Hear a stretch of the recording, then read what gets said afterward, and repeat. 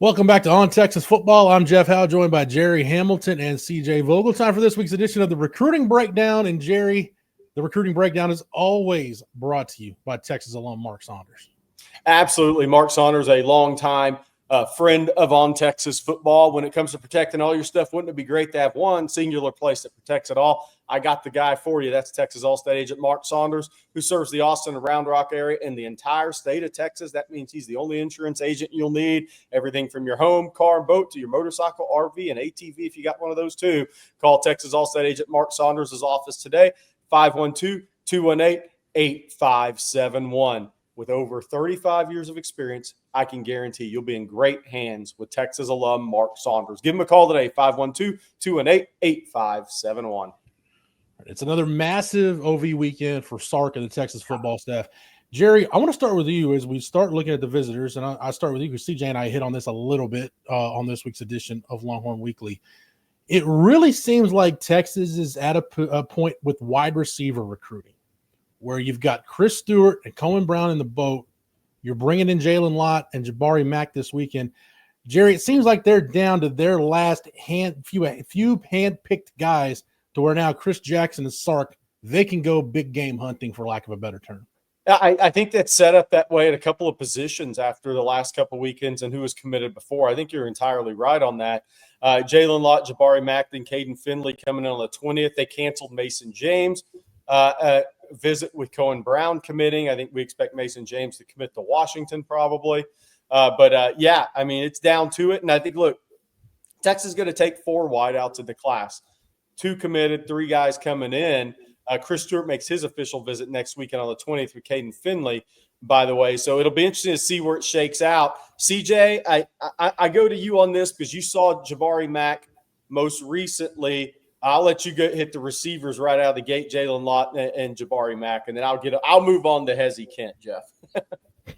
Well, oddly enough, LSU's had a tough time holding on to receiver talent this year. Maybe a bit of a surprise considering what they have in the NFL currently. And, Jabari Mack's under pretty hard push from the Texas staff here. Of course, that will continue this weekend, even with the recruitment and commitment of Cohen Brown. But it's going to be tough for Texas to pull off the Jabari Mack flip here. And I say that because, yes, he is committed to LSU. Yes, he's right outside of New Orleans. There's a bit of community pride that goes into the commitments from New Orleans, Baton Rouge kids that end up committing to LSU. You're basically a local community celebrity, and that's something that trickles down. So I think getting the parents on board is going to be the key, especially Jabari Mack's dad. If you're able to do that, that opens the door then for a potential flip. Until then, I believe that door is shut. But it is telling that Texas is the only other school getting an official visit from Jabari Mack outside of LSU. So it is a 2-team race right now. Again, getting the parents on board is going to be key. And then Jalen Lott, you see Oregon and USC. Look, he was just at USC this past weekend.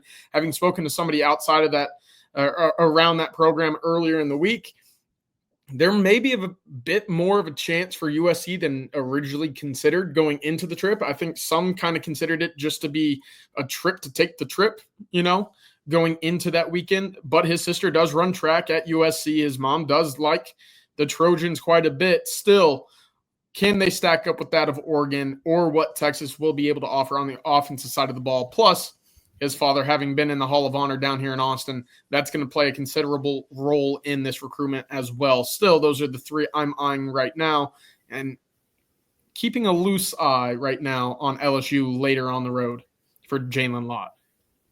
Gerry, when we talk about Hezzy Kent coming in for a visit and the tight end position in general, first off, you saw him this spring, and based on the video you sent back, he's a unique athlete, to say the very least. Do you worry about Texas at this point not having a quote-unquote pass-catching tight end, Mark Bowman off the board? They're going to take a run at a couple of guys. We'll see what happens. But that wouldn't take anything away from if they got Hezzy Kent. But do you worry about the big picture at tight end in the cycle? I don't, because of Emory Winston and Nick Townsend in the last cycle. Getting 2 guys who are both going to be threats in the passing game, no, that's why the recruitment of Mark Bowman was interesting to me, because that was almost like a that was the big cherry on top of the cake type of situation there. Because Nick Townsend's extremely talented. Emory Winston had a great spring. So I do think it'll be interesting that June 20th, they have a couple of those guys coming in for visits, assuming both those guys make the visits. But on Hesse Kent, he's going to be very interesting because when I was at Brunswick High in May, look, I thought Texas quietly probably was the favorite for him. And that doesn't mean they're the favorite on July 12th when he announces his decision.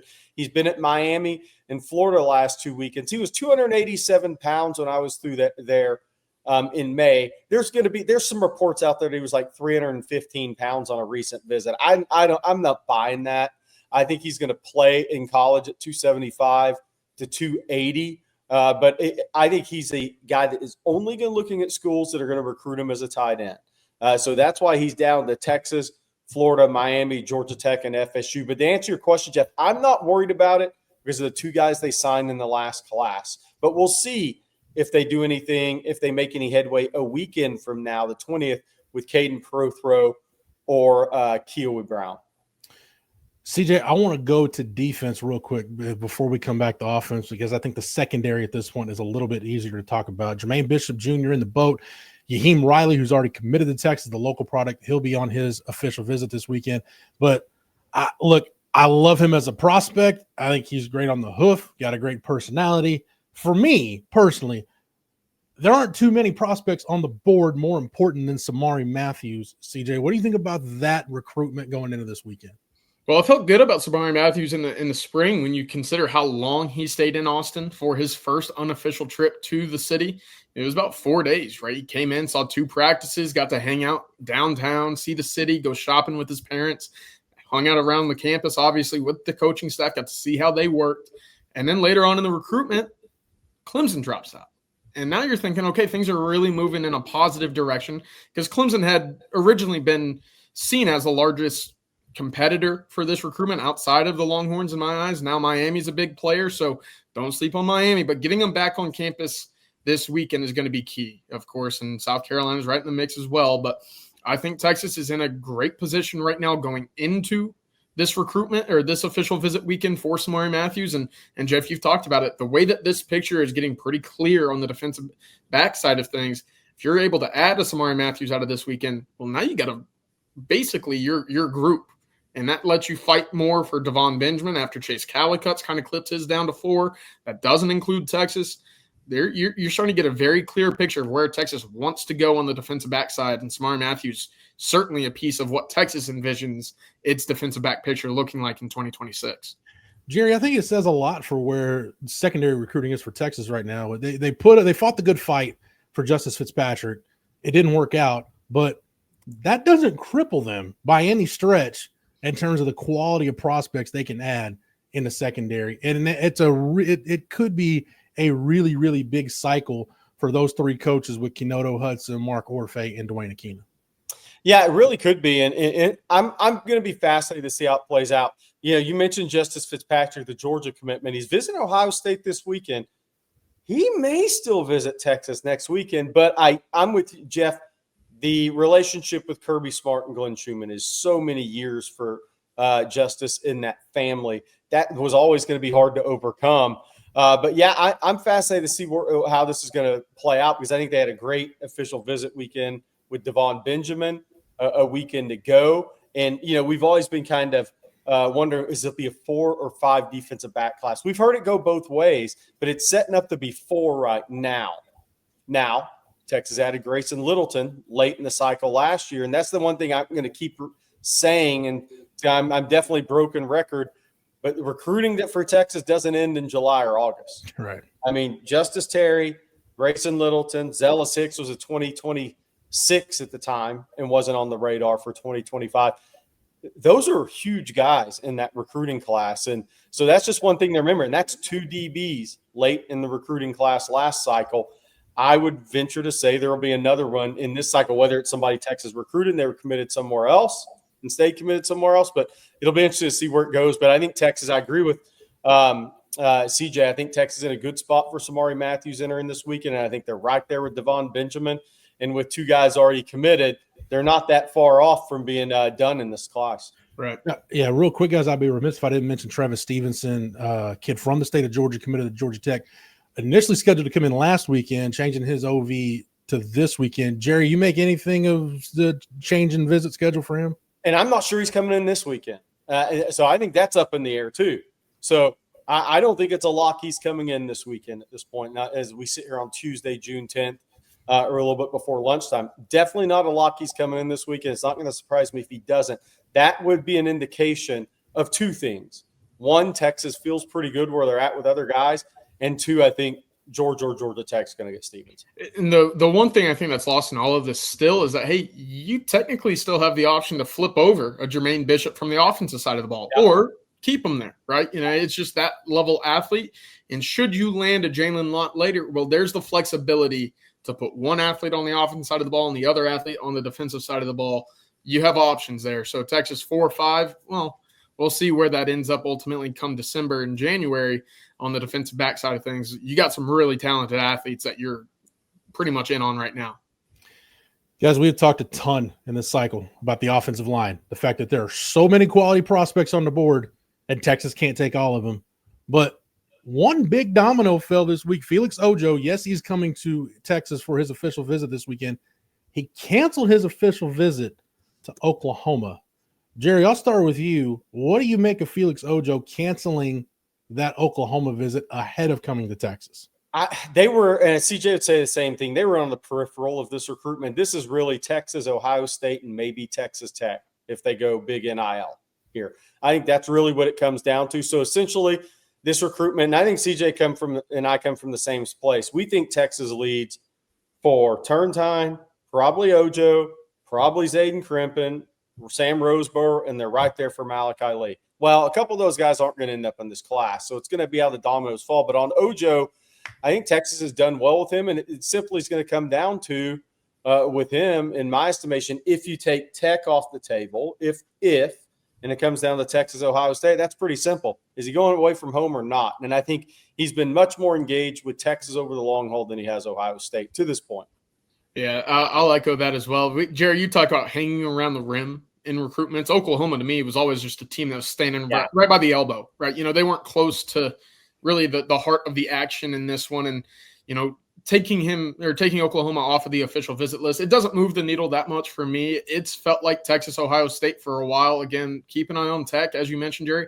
I'm still keeping a close eye on Michigan. They have to win one of these big-time recruitments, and they're in on a lot. You talk about Malachi Lee. John Turntine was up there this past weekend. Felix Ojo's in this conversation. They just went big money for Bryce Underwood, their franchise quarterback last year. In my estimation, they'd like to put some protection in front of them. Who is that going to be, however? I can't imagine that they strike out considering how aggressive they were to end last year's campaign. That's going to be one team that I keep an eye on as well. Gerry, was Zayden Crimpin keeping Texas in the mix with LSU and Texas A&M, him coming in on a visit? I've got to think he's at least warming up to the idea of being an interior offensive lineman, which whether it's him or somebody else, Texas needs a guy in this class, in theory, that can play some center down the road. Yeah, it's going to be interesting because he definitely wants to be a tackle. But I will say this. There's a push in his family to stay close to home. Again, that hurts Michigan.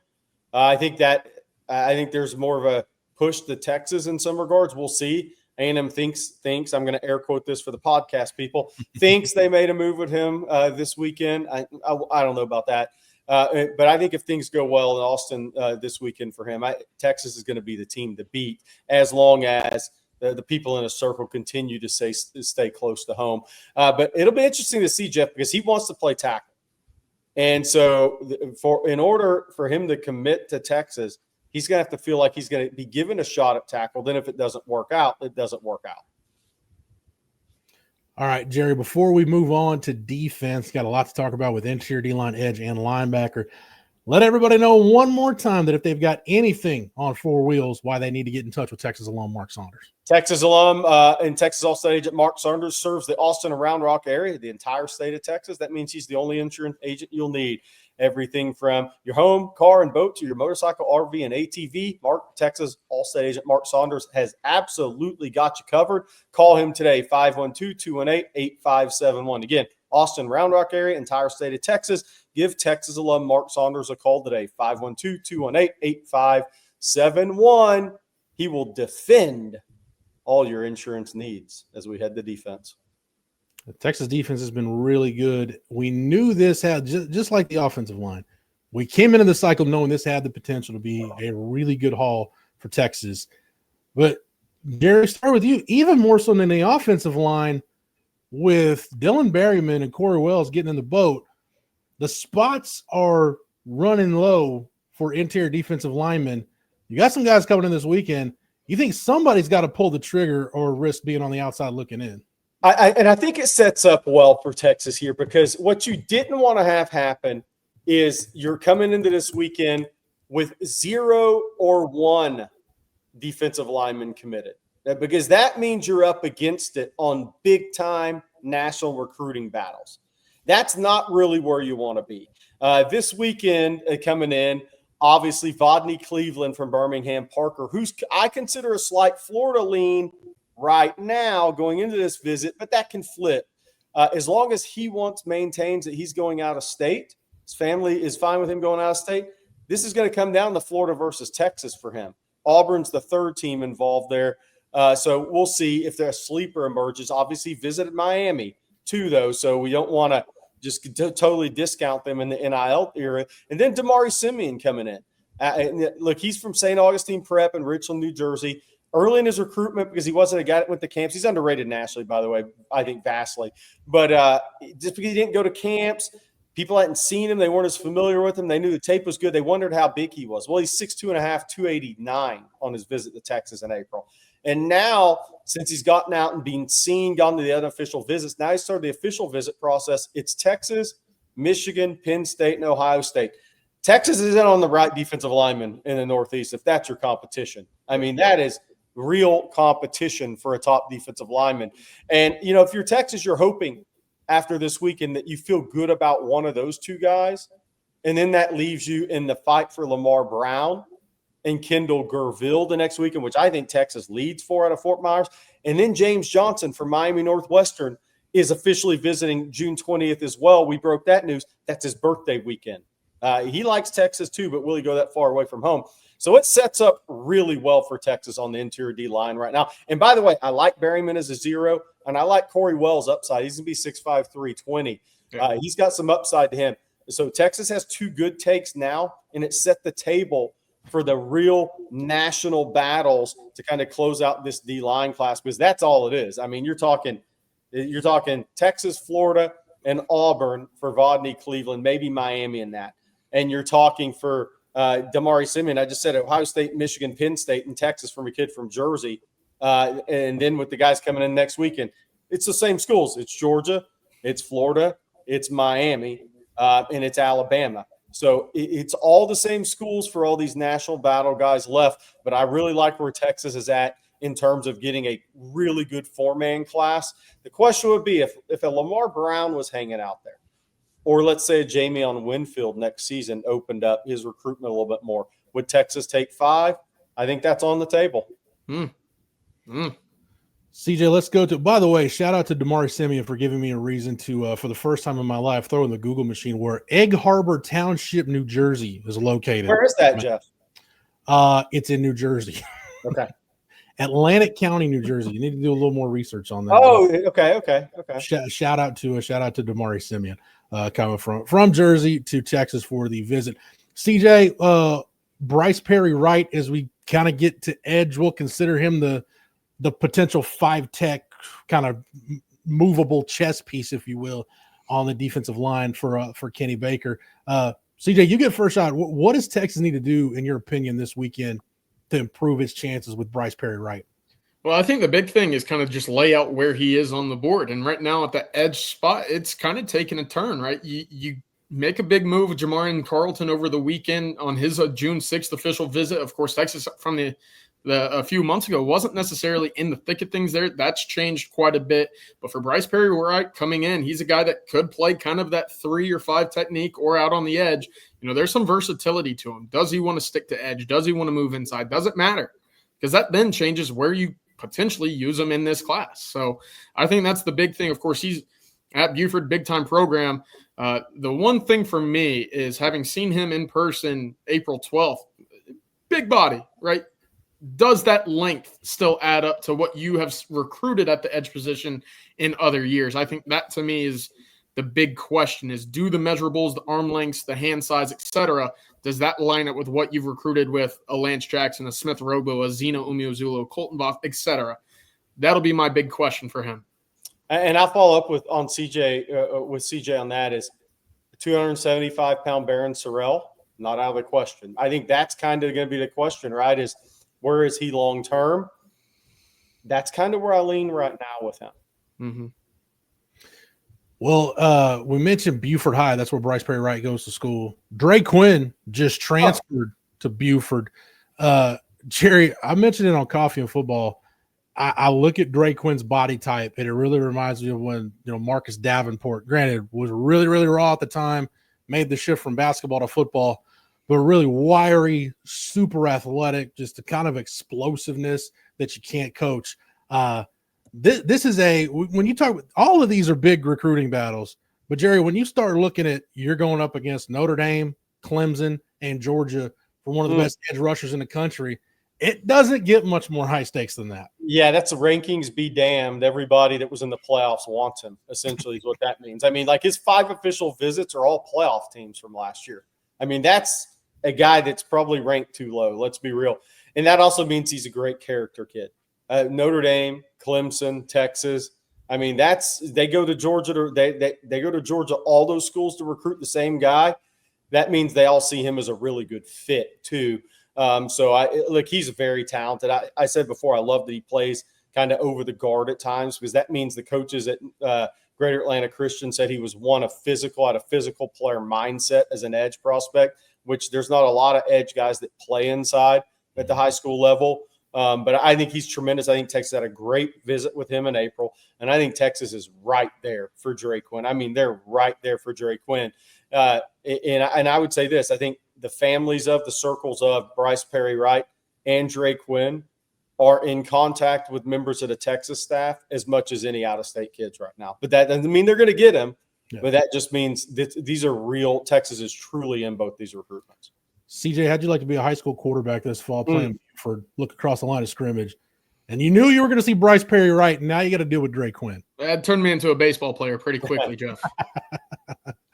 Guys, let's stay in. Actually, we got one more edge to talk about. Jake Kroll coming in from IMG. Gerry, we got him as a 4-star plus. Florida and Oklahoma, the competition. I only mentioned Oklahoma. Mentioned Felix Ojo canceling his Oklahoma visit. Just not a ton of crossover in this cycle with guys that Texas is recruiting and the guys that Oklahoma is recruiting. Yeah, there's really not, and this is one of them. And look, he's originally from Orlando, Florida. I think he would have gone to Bishop Moore if he had not gone to IMG, a private school in Orlando. So does that give the Florida Gators an advantage, right? That's an area that Florida, that Orlando I-4 corridor, when Florida starts to get a little juice, they're tough to beat in that area. That's where they've got a lot of really good players over the years, from there all the way up into Jacksonville.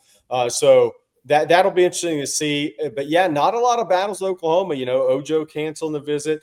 Bo Jandro officially visited, the linebacker from Chandler, Arizona, officially visited Texas last weekend, but his brother's committed to Oklahoma, right? So, I mean, that's one.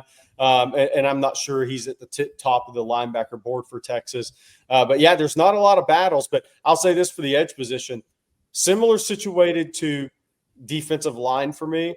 I just love where Texas is at in terms of who is on the board. Jamari Carlton had a great visit last weekend. CJ and I both believe Texas is a probably heavy favorite for him headed into A&M this weekend. And he's right now he's got a July official commitment date. It's out there in July. But, you look at this edge position, if you consider Bryce Perry-Wright an edge, but then you look at the guys next weekend, Luke Wafel. And Texas has a number of really talented edge prospects on the board with Dre Quinn this weekend as well. I really like where they're at the edge position, especially if you say Jamarian Carlton's a Texas lean. Then they add one more edge guy to that, and then you see where the chips fall to Bryce Perry, right? I mean, it would be hard to argue with what Texas does at the edge spot if they get one of those guys and went out for Jamarian Carlton. CJ, if we're power ranking the importance of the weekend by position groups, we already talked about every other position group, but it may not be more important for any other position than linebacker because with Xavier Griffin coming in and Braden Rouse coming in, two kids from the state of Georgia, this essentially is your most desired linebacker class coming in on this weekend. Yeah, two really talented kids, and let's not discount what's coming in June 20th with Kosi Okpala as well, but look, I think that the two of these guys coming in, Braden Rouse and Xavier Griffin, two of the top linebackers in the country. We talk about, Gerry, where these recruiting battles are. Well, if you're still recruiting battles are against Alabama for linebackers, then you're doing something right in your evaluations. And that's where I figure both of these are coming down to. Of course, you look at Braden Rouse was at Michigan last weekend, excuse me. Alabama's going to be in the hunt. But right now, Xavier Griffin, Texas in a very sneaky spot. I know that when he decommitted from USC, I think a lot of folks nationally kind of pegged him to be a Crimson Tide, Alabama linebacker. And, well, Texas hosted him for his unofficial in the spring. And Alan Clark, we're going to hear his name a lot this cycle. And for another position outside of that edge and defensive line spot, he's been a big factor in this recruitment. The two are very close. They had a great relationship, spoke very long outside of their visit in Moncrief, and Texas in a great spot as a result of that. This official visit weekend for me, all eyes are going to be on the linebacker position because, again, I think Kosi Okpala is a good, really talented prospect that Texas is in great position for after his several visits in the spring. But what can they do to add to that group right now and then go into June 20th with some leeway at the position?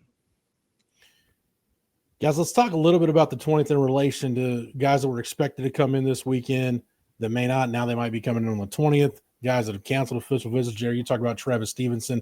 Maybe it happens next weekend. Maybe it happens this weekend. Maybe it doesn't happen at all.